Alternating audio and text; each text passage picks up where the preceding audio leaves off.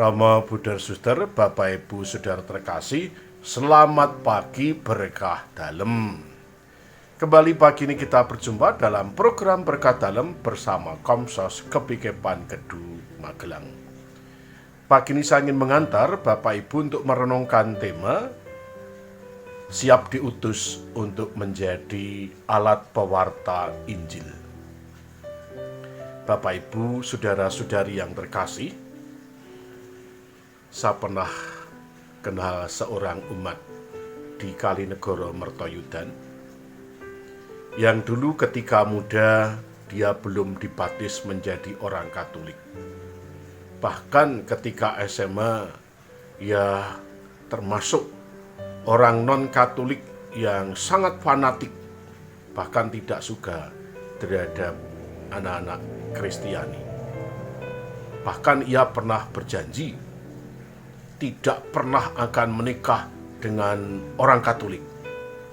Nah, ternyata setelah ia bekerja, ia kenal dengan seorang perempuan yang kebetulan anak Katolik. Lalu dia berniat ingin menikah. Lalu dia ditawari, ya kalau menikah harus baptis. Akhirnya dia pelajaran baptis dan dibaptis. Dan kini ia ternyata tampil menjadi orang Katolik yang militan. Bahkan orang Katolik yang fanatik, dia menjadi tokoh gereja yang handal. Nah, terjadi perubahan dari yang tadinya tidak suka, bahkan cenderung membenci pengikut Kristus, tetapi dalam perjalanan waktu tiba-tiba ia berubah menjadi pengagum, bahkan pengikut Yesus yang sangat militan seperti ini, yang juga pernah dialami oleh Saulus seperti kita dengar dalam bacaan pertama misa pagi ini. Konteks bacaan bicara mengenai Saulus yang telah bertobat. Dia semula adalah seorang penganut agama Yahudi yang sangat fanatik. Ketika tahu bahwa gereja perdana sudah mulai berkembang di mana-mana, ia tidak suka terhadap perkembangan gereja Kristiani yang berkembang. Maka dengan berbagai macam cara, ia berusaha menghambat. Bahkan ia kemudian menangkap, memenjarakan orang-orang Kristiani, bahkan menganiaya dan membunuhnya, tujuannya supaya gereja jangan berkembang. Ketika ia sedang berkobar-kobar melancarkan penangkapan penganiayaan di daerah Damsyik, tiba-tiba ia mengalami penampakan Tuhan. Ia melihat cahaya yang sangat terang dari langit. Dan ia mendengar suara, "Saulus, Saulus, kenapa engkau menganiaya aku?" Jawab Saulus, "Siapa engkau Tuhan?" "Aku adalah Yesus yang kau aniaya itu." Saulus rebah ke tanah dan matanya kemudian tidak bisa melihat. Ia baru sadar bahwa selama ini ia keliru memahami tentang Yesus.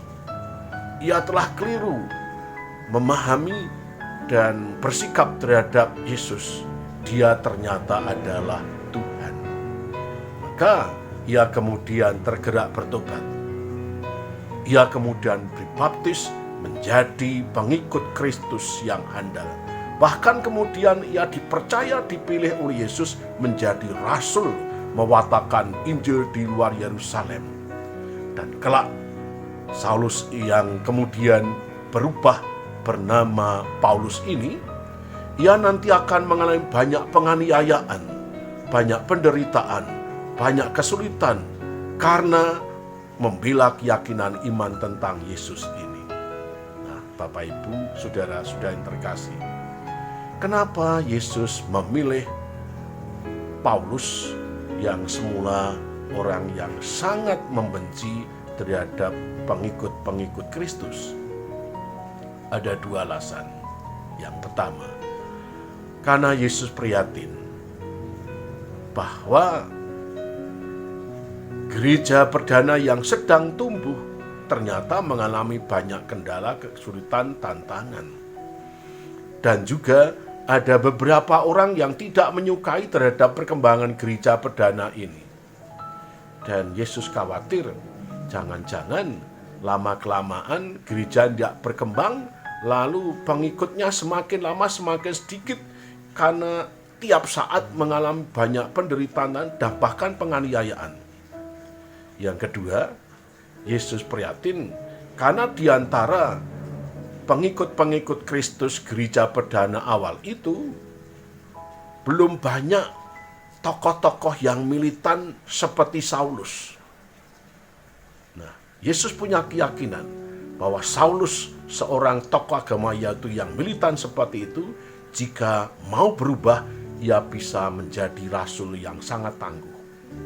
Maka dengan Yesus menampakkan diri dan menyapa Saulus yang sedang berkobar-kobar membenci Kristus dan pengikutnya, Yesus berharap supaya pertama, Saulus bertobat, menjadi pengikutnya, dan terbuka digunakan oleh Kristus menjadi alatnya yang handal untuk mewartakan Injil. Harapannya seperti itu. Yang kedua, Yesus juga berharap semoga di kemudian hari muncul tokoh-tokoh baru seperti Paulus yang rela digunakan oleh Tuhan menjadi alatnya untuk mewartakan Injil dengan penuh sukacita dan berkobar semangatnya. Lalu caranya bagaimana supaya orang bisa mewartakan Injil dengan mantap semangat seperti Paulus? Jawabannya adalah pertama, jika orang terbuka dibimbing oleh Roh Kudus. Roh Kudus adalah daya aktif ilahi yang membimbing menuntun orang untuk mengenal, mengimani Allah dalam Kristus, menghayatinya, dan lalu dimampukan untuk mewartakan Kristus kepada orang lain, mewartakan Injil. Yang kedua, orang akan mampu menjadi alat Tuhan yang handal jika ia terbuka digunakan oleh Allah untuk menjadi pewarta Injil. Bapak, Ibu, saudara-saudari yang terkasih, rela dipergunakan oleh Tuhan menjadi alatnya karena dibimbing dituntun oleh Roh Kudus seperti ini yang mau diwartakan oleh gereja kepada kita hari ini. Mungkin ada di antara kita yang punya pengalaman mirip seperti Paulus, yang semula bukan pengikut Kristus. Bahkan mungkin kita dulu termasuk orang yang tidak suka, antipati kepada Kristus, tetapi entah kenapa, karena bimbingan Roh Kudus, akhirnya kita sekarang menjadi pengikut Kristus. Bahkan ada yang menjadi pengikut Kristus yang tangguh, militan, dan handal.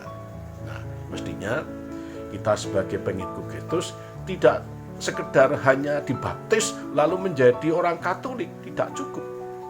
Kita hari ini dipanggil oleh Tuhan supaya menjadi alatnya, supaya menjadi pewarta Injil seperti Saulus. Sehingga apa? Sehingga Injil itu diwartakan kemana-mana, sehingga gereja semakin tumbuh berkembang dengan baik. Nah, kenyataan hidup bagaimana? Ada dua corak orang Katolik. Yang pertama, ada jenis orang Katolik yang terbuka dibimbing oleh Roh Kudus, sehingga dimampukan bisa menjadi orang Katolik yang militan, yang tangguh, dan mewartakan Injil. Dan hidupnya gembira. Dan banyak orang-orang seperti ini menjadi katekis, guru agama, menjadi pengajar kitab suci, dan terusnya. Tetapi juga yang kedua, ada jenis orang Katolik yang kurang terbuka dibimbing oleh Roh Kudus. Tidak mau mengembangkan bakat talenta sebagai pewarta. Ya lalu pewartaan tidak terjadi. Nah, sayang orang-orang seperti ini. Nah, oleh karena itu pada hari ini kita diajak untuk menggali pengalaman Paulus yang semula tidak suka kepada Kristus tetapi kini justru dipilih menjadi alatnya karena dibimbing oleh Roh Kudus. Semoga kita juga semakin mensyukuri rahmat iman yang kita miliki ini, dan semoga kita juga terbuka dibimbing oleh Roh Kudus, supaya kita yang lemah rapuh ini pun mampu menjadi alat-alat Tuhan untuk mewartakan Injil dimanapun kita berada. Kemuliaan kepada Bapa dan Putra dan Roh Kudus.